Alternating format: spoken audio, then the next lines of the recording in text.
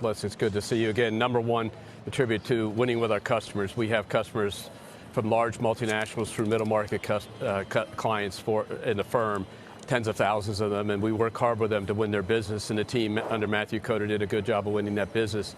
So it was a good quarter, the highest non-pandemic related quarter we've had, and across all the regions and across all the different types of revenue, we felt very good about it. The pipeline is full. Our customers are active. They're looking at deals, and the momentum has been building for a good while here. And I think now with the probability of deals getting done, the financing markets generally open, we feel very good about the pipeline. The flip was always real. XRP was never just a theory. Everyone mocked XRP holders when they said, "The switch is going to flip." It became a running joke in the crypto space. Meme lords turned it into copium.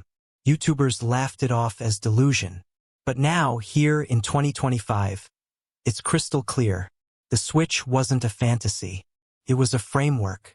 It was never about some magical overnight pump. The flip was about infrastructure quietly being laid brick by brick while the rest of crypto chased hype cycles, dog coins, and Ethereum gas wars. Ripple never played the hype game. They played the institutional long game, and they're winning. Let's be real. While influencers were pumping altcoins for likes, Ripple was sitting in meetings with central banks. While traders watched candles, Ripple was building corridors across Asia, Africa, LATAM, and the Middle East. While the market panicked over bear cycles, Ripple onboarded over 300 financial institutions, from Santander to SBI to the National Bank of Egypt. The switch? It was never a single day. It was a system being booted up in phases. Regulatory clarity? Achieved. XRP is the first digital asset with legal status in the US. Liquidity corridors? Live. Over 70 countries activated with on-demand liquidity, ODL. CBDC pilots? Already in motion in Bhutan, Palau, Montenegro, and more coming. Tokenized assets? In development with banking giants and institutional players. And here's the twist most people missed. XRP isn't the beneficiary of the system. It is the system. RippleNet doesn't run without XRP. ODL doesn't move without XRP. These corridors don't function without a bridge asset that's lightning fast, dirt cheap, and regulatory cleared. That's the design. That's why Ripple never had to hype anything. The code was already running. So when people say the switch flipped, they're finally catching up. The network is going live. The banks are connected. The liquidity is routing. And the funny thing? Retail investors are the last to know because institutions don't tweet. Subscribe to Be Crypto Smart right now, because this next chapter won't be about speculation. The flip was always real. XRP was never just a theory. They mocked. They memed. They said, "The switch will flip," and the world laughed. For over a decade, XRP holders have been ridiculed for believing something was happening behind the scenes. Something far bigger than just a price chart or a bull run. "The switch is about to flip" became one of the most misunderstood phrases in crypto history. But now, in 2025, here's the brutal truth. The flip wasn't a meme. It wasn't delusion. It was real, and it's happening. You were never supposed to see it coming, because it wasn't meant for retail. It was built for the rails beneath global finance. For the back end. The systems that don't care about hype, just speed, efficiency, and regulatory compliance. Ripple didn't spend the last 10 years trying to moon a chart. They spent it rewriting the plumbing of international finance. While the market obsessed over Bitcoin ETFs and memecoins, Ripple was sitting down with central banks in Asia and Latin America, financial regulators in the EU, UK, and UAE, institutions like Bank of America, Santander, SBI Holdings, and over 300-plus banks that now quietly sit on RippleNet. This wasn't a pivot. This was the plan. The switch was never meant to flip in public. It was coded into the system. XRP was never the product. It's the protocol. Let's be real. XRP isn't just a token. It's the liquidity layer for a new financial system. ODL, on-demand liquidity, doesn't run without it. RippleNet corridors don't function without it. CBDC pilots across Bhutan, Palau, Montenegro, and others? all tested with XRP acting as the instant bridge between currencies. And here's where it gets even more explosive. Ripple wasn't just building rails. They were embedding themselves inside the core operations of global value transfer. In 2020, XRP was considered a speculative asset. In 2025, it's an enterprise-grade liquidity mechanism live in over 70 countries. In 2026, it may be the default standard for instant cross-border value movement, without retail even realizing it happened. Because this isn't about price pumps. It's about replacing a system that's been broken since the 1970s. SWIFT, Nostro accounts, multi-day settlement, 5% plus hidden FX fees. Ripple looked at that and said, "We can build better." And they did. The flip was a framework, now it's activating. This isn't about a single light switch flipping on. It's about the activation of a new system piece by piece. Let's break down what's live right now. Live corridors using XRP for FX settlements, including the Philippines, Mexico, Brazil, Singapore, UAE, and Colombia. CBDC trials using Ripple's Ledger and XRP integration. Central banks are literally building on the tech. Liquidity demand growing quietly. ODL volume has exploded past $30 billion plus in cumulative transactions, with no signs of slowing. And here's the kicker. Every time an institution uses XRP to bridge a payment, it creates real buy pressure on the asset. But unlike speculation-driven hype, that demand doesn't vanish. It compounds. While everyone's watching price charts, Ripple has positioned XRP to be the silent core of a multi-trillion-dollar machine that doesn't stop. If you're still doubting XRP, you're not seeing the system. The retail crowd waits for pumps. Institutions build infrastructure. Ripple has already won the battle that most people haven't realized is happening. The tech is live. The corridors are open. The institutions are already plugged in. And the switch? It didn't flip in a headline. It flipped quietly, when Ripple connected the world's payment networks to a system that finally works in real time. XRP is no longer a theory. It's no longer a what if. It's the protocol quietly absorbing global liquidity, transaction by transaction, while retail sleeps. Subscribe to Be Crypto Smart right now because the rest of the market is still watching TikToks about meme coins, while XRP is swallowing entire financial corridors one integration at a time. About integration. And XRP is already embedded in the pipes. RippleNet is replacing SWIFT in silence. While the market chases headlines about Bitcoin ETFs and Ethereum's endless Layer 2 patchwork, something far more disruptive is happening quietly. And it's happening where 99% of retail isn't even looking. It's not in the price charts. It's not on social media. It's happening deep inside the infrastructure of global finance, the rails that move trillions behind the scenes. And that's where Ripple is winning. SWIFT isn't being competed with, it's being replaced.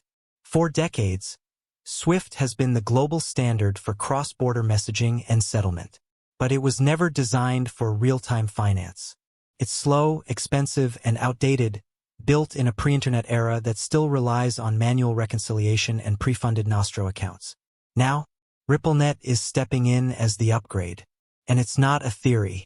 Banks, payment providers, and even central banks are now routing real-world transactions through RippleNet, using XRP as the settlement layer in corridors where SWIFT simply can't deliver.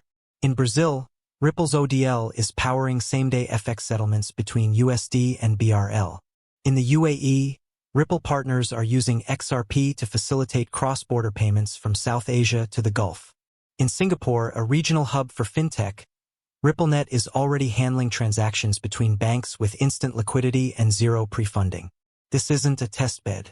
This is a full-blown operational replacement for SWIFT, happening in emerging markets where efficiency is more than convenience. It's survival. RippleNet isn't a competitor. It's a parallel system, and it's already live. RippleNet was never designed to compete with crypto projects chasing TVL or hype cycles. It was engineered to become the financial internet, a globally connected messaging and liquidity network that doesn't just match the speed of modern capital flows, it unlocks them. And XRP? That's the liquidity engine powering it. Institutions don't want to hold volatile assets. They don't want 5-day settlement. They want compliance, finality, and 24/7 execution. Ripple's ODL, on-demand liquidity, gives them exactly that. No pre-funded accounts, no correspondent bank delays, just-in-time liquidity using XRP as the bridge. Banks that once needed to hold millions in dormant capital across multiple currencies are now eliminating that waste and replacing it with XRP-based flow. That's not a technical improvement. That's a fundamental restructuring of how global money moves. And it's not just payments. It's the new liquidity layer. What Ripple is building goes beyond payment messaging. It's a liquidity layer for the Internet of Value. The end goal? Replace SWIFT for messaging. Replace Nostro Vostro with XRP-powered liquidity. Replace legacy rails with real-time corridors that connect not just banks, but stablecoins, CBDCs, and tokenized assets. And the markets they're dominating aren't fringe. RippleNet is active in Asia-Pacific, South America, Africa, and the Middle East, where most of the $1 trillion plus annual remittance flow takes place. And here's the real kicker. Every corridor that activates through ODL quietly pulls liquidity volume through XRP. Every transaction absorbs real XRP demand. And every expansion creates network effects that SWIFT simply cannot compete with. Ripple isn't trying to win the crypto narrative. They're replacing legacy systems without asking for permission. While Ethereum fights congestion and Bitcoin waits for miners to update firmware, Ripple is onboarding entire banking systems to corridors that run on XRP. Not as a speculation tool, but as a native liquidity asset. The back end of finance is quietly flipping to RippleNet. Retail isn't supposed to see it, but the signs are everywhere. Former SWIFT executives now work at Ripple. Central banks are openly collaborating on CBDC pilots using Ripple's infrastructure. And top-tier banks, the kind that would never hold Doge, are using XRP to solve multi-billion-dollar liquidity problems. This isn't about price predictions. This is about flow. And the money is already flowing through RippleNet. So while crypto Twitter debates ETFs and DeFi fights for scraps, XRP is becoming the default standard in corridors that do hundreds of billions annually, and most people won't realize it until the legacy system is fully unplugged. Subscribe to Be Crypto Smart right now because Ripple is already operating in the next financial era. While the rest of the market still thinks this is about coins, the global liquidity trapdoor has opened. While the crypto market was distracted by meme coins and ETF narratives, something far more serious happened in the background. The liquidity trapdoor opened, and XRP was positioned right underneath it. In 2024, Ripple's on-demand liquidity, ODL, processed over $30 billion in cumulative volume. Not testnet traffic. Not speculative wash trading. We're talking about real-world remittances, foreign exchange flows, institutional settlements, flowing through XRP. And that $30 billion is just the warm-up phase. Because now in 2025, RippleNet has activated in over 70 markets, and more corridors are coming online every quarter. This isn't about token price anymore. It's about XRP's role in the plumbing of global finance. Every transaction is a buy and a burn. Here's what most people still don't understand. Every time XRP is used to bridge fiat currencies, say USD to MXN or Euro to PHP, it must be bought on the open market to initiate the transaction. That creates natural programmatic by pressure that doesn't care about FUD, charts, or emotions. But it doesn't stop there. Once the transaction is settled and the corridor completes, that XRP doesn't just cycle back. It's burned from circulating liquidity, effectively reducing supply while global demand scales up. This means XRP isn't just a bridge, it's a self-regulating liquidity sink that tightens its own supply as usage increases. That's not speculation. That's math. XRP, the institutional liquidity layer of the next financial era. You need to forget the crypto project mindset when looking at XRP. Ripple isn't building a hype coin. They're deploying enterprise-grade liquidity infrastructure that's now being embedded into remittance platforms in LATAM and Southeast Asia, bank-to-bank corridors in the Middle East and Europe, CBDC settlement layers in APAC, tokenized real estate and asset clearing systems in the UAE and Hong Kong. And at the center of it all, XRP, as the on-chain liquidity rail that unifies fragmented fiat and tokenized economies. We're entering a new phase, one where XRP isn't priced by retail speculation. It's being valued by utility, scarcity, and velocity within trillion-dollar markets. You can't print liquidity, you have to route it. The legacy financial system is hitting a wall. Trillions in dormant capital are locked up in nostro accounts just to support cross-border friction. Central banks are desperate for programmable infrastructure that supports interoperability, compliance, and finality in real time. Ripple solved that.